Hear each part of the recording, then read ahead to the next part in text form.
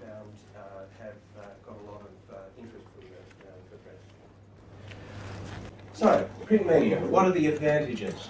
Well, the advantages of trying to do some print media is that it does attract prestige, and it can be quite influential. Disadvantages is that it tends to be fairly short-lived, and it is harder to break into.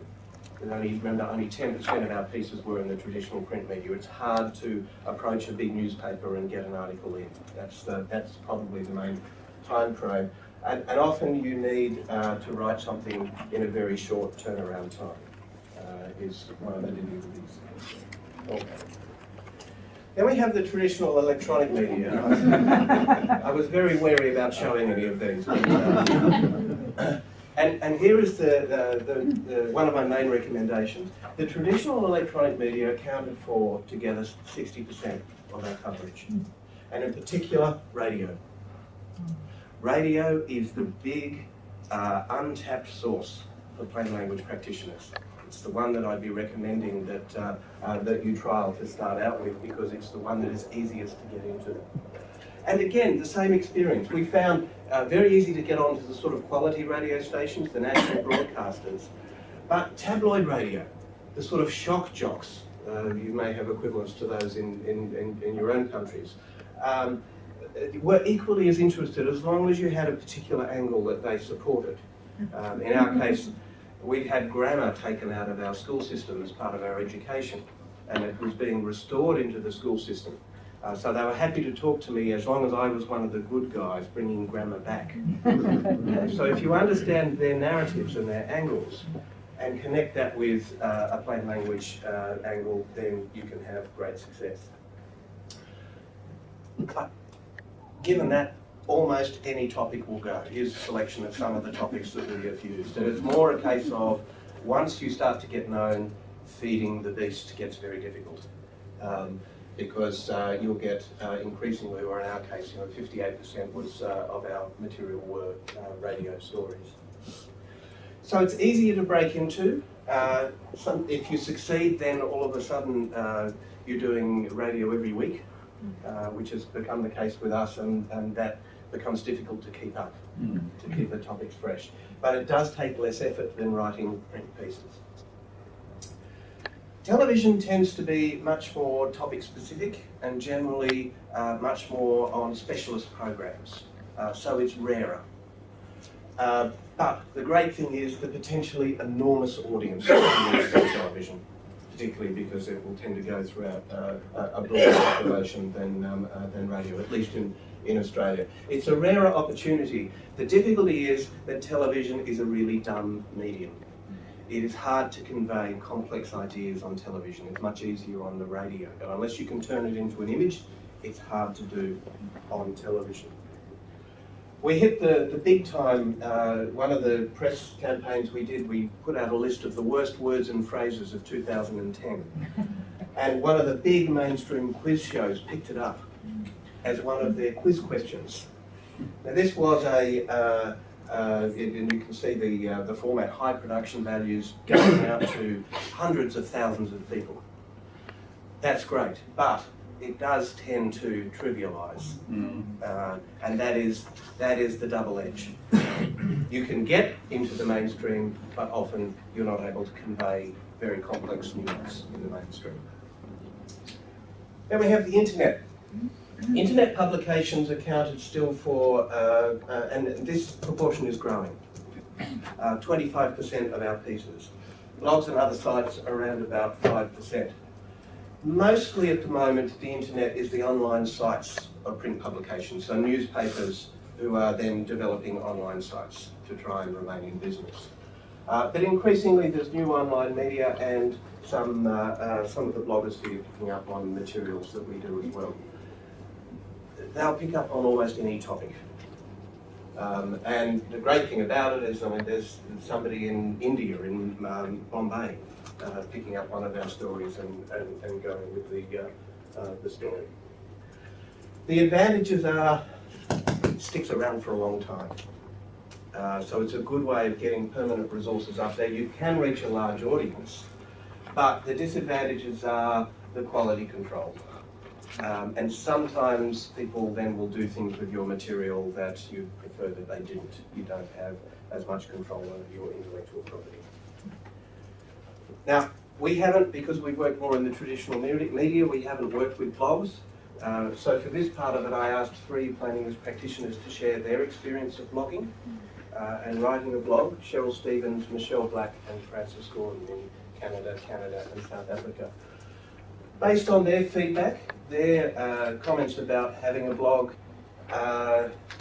if you're going to do it, you need to write something every week. If you're going to build up an audience, and it does need to be high quality. As far as linking, it tends to link up more with other practitioners, but it can place you at the forefront of developments that are happening. But again, it can be hard to control your intellectual property.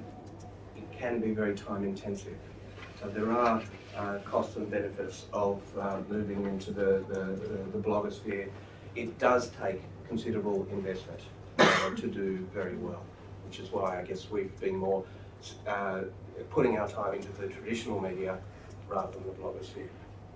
There are now about 150 million blogs on the internet around in the world. It is still going to remain, but it is fast being overtaken by social media, just in volume. Okay, so the cons, the disadvantages: it is still time intensive, it is being overtaken, but it can be useful to promote plain language and to promote your own organisation. Finally, social media. Social media, the sort of micro-blogging, is becoming, and this I think is one of the most significant years we've had in social media. January 2010, January 2011, look at the shift. Twitter users jumped from 75 million to 175. Facebook, 350 to 640 million users. This rate of growth in social media is where it will really have a significant impact. And interestingly, if you look at the demographic of people in social media, they're largely reasonably well off, reasonably educated, about equal balance, male and female, and they're mostly above 35.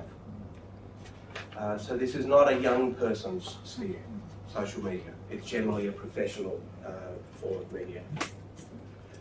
When we looked at, I don't know why that's gone haywire, but when we looked at, because we established a Twitter account, at Dr. Plain English, for those of you who would like to follow us, please do. When we looked at the tweets that we put out over the last 12 months of doing it, we found that the majority were about sharing information. And this is where I think social media will become important, not so much as a primary source of posting information, but directing traffic to other sites. It will be a complement rather than a replacement to traditional media. It's growing enormously, it has an enormous reach, but because of its physical limits, it's much more going to be about sharing information and links rather than replacing traditional media. Okay, so to sum up, what are the costs of being in media or advocating through the media? Firstly, you will need to invest in time. You will have the challenge of writing good content. You will need to learn, and at times there will be the costs of developing the sort of support mechanisms. The benefits: it does work. It does promote plain language. And it does also promote, if you are running a business, it does help to promote, but it strengthens gradually. It doesn't bring, it's not the sort of thing you do media to get immediate workflow coming back to you.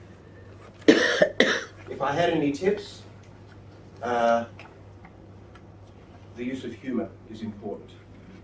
Keep it current and try and relate plain language to everyday experience. Don't talk about abstract things, try and really relate what this means to people's everyday lives. And in summary, radio, I think, still presents the largest opportunity. Social media will have a growing impact because it's just growing so large with the number of users. But print media will remain relevant. Print media will not die, I do not believe. It will more move onto the internet, that's certainly true, rather than in handheld aspects. And social media will be a channel. to that information on the internet rather than an alternative platform. A couple of weeks ago, I took another taxi and I was asked the same question about my job.